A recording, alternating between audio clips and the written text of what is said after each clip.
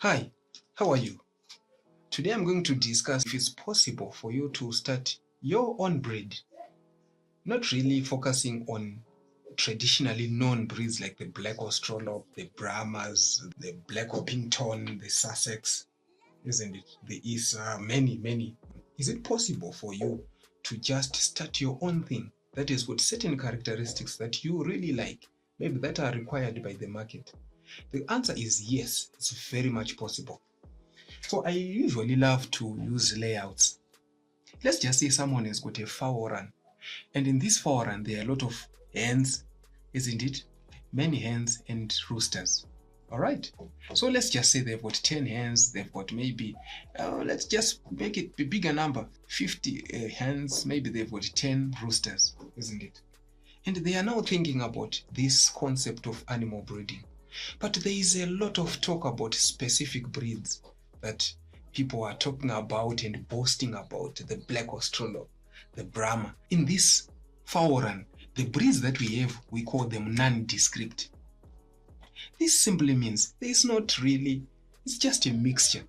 These are just our traditional right in the rural areas. These breeds are just right there in the rural areas, and the person is thinking about breeding. As I said, it's very possible. Go ahead, because there is no one really who is the owner of breeds. And there is no one who can stop you from coming up with your own breed if you know what you are doing. Because now, how do you go about it? The first thing is to start recording. All right. So when you start recording, so you are saying for the 50 hens, isn't it? Maybe you are just saying, and you're going to check to say, I want to give them IDs. You give them IDs. Let's just say X1, X2, X3, X4, all the way to X. Let's just say X50, isn't it? So these are your hens. Now for the roosters, it's the same story. You also give them, let's say B1 all the way to B10. So you're moving from just simple animal production to animal breeding, because there we go. Now, what are the traits? What really do you want? Because for any person who wants to do a breeding, there's a goal. It means there's a trait, there's something that they want to see happening. It might be growth, it might be fertility in terms of number of eggs, isn't it? It might be just vigor in terms of hardness, isn't it? Number of chicks that survives.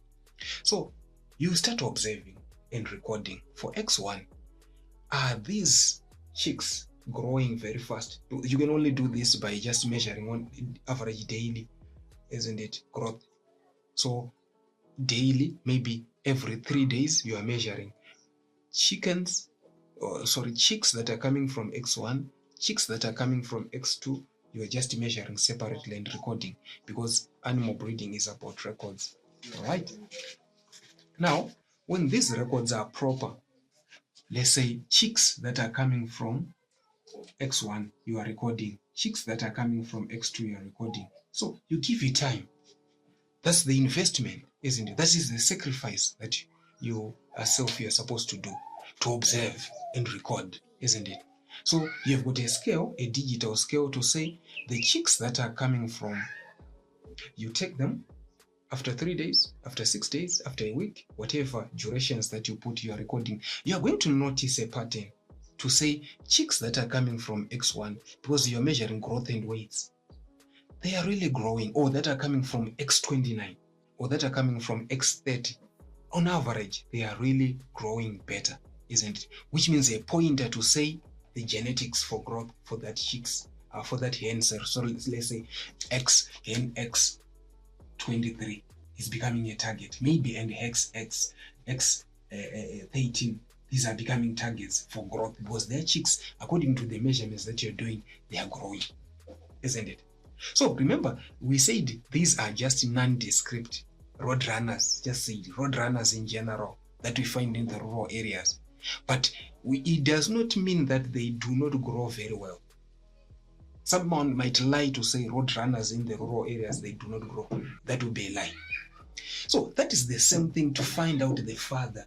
There's always a need to find out what is happening with the father. For the father, there are many options that you can employ. You might just pick the father because the father himself, the rooster, is growing very fast.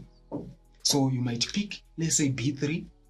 You might pick B3 and B7 because you just observe, you love the way that they grow. That's where you start. So animal breeding is to start somewhere, all right?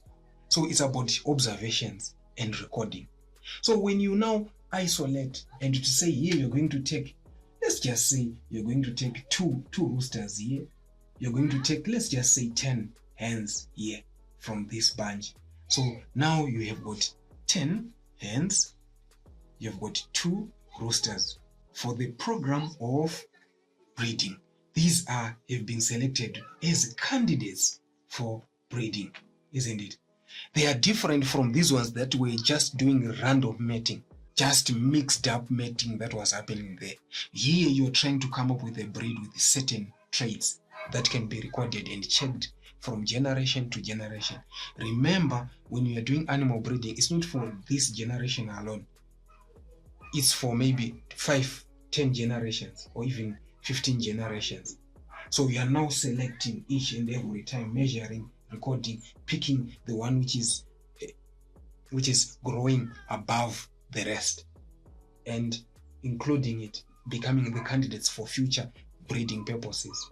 So it simply means when I come to your place, I might find out that you don't have a black Australo, you don't have a Brahma, but you have chickens that are growing more or less like black Australo, more or less like Brahma, your own breed, and you can give it your own name. So it's possible if you follow this layout that you can actually come up with your own breed.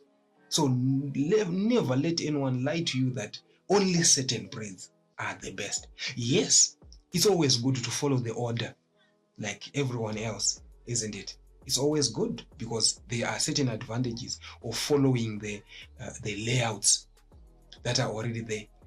As they say, being on the shoulders of giants or people who started it already. So we are saying being able to produce and reproduce the black Australo, being able to reproduce the Brahma, the Silkies, the black Orpingtons, many other breeds that are out there. But if you are going to follow this layout, we are going to find out that you can actually come up with your own distinct breed that you can even give your name, isn't it? So thank you, ladies and gentlemen. As always, go and follow out the videos that I have posted on how then you come up with the layouts. How do you lay out your fowl runs and cages so that you can do proper animal breeding, in this case, proper poultry production.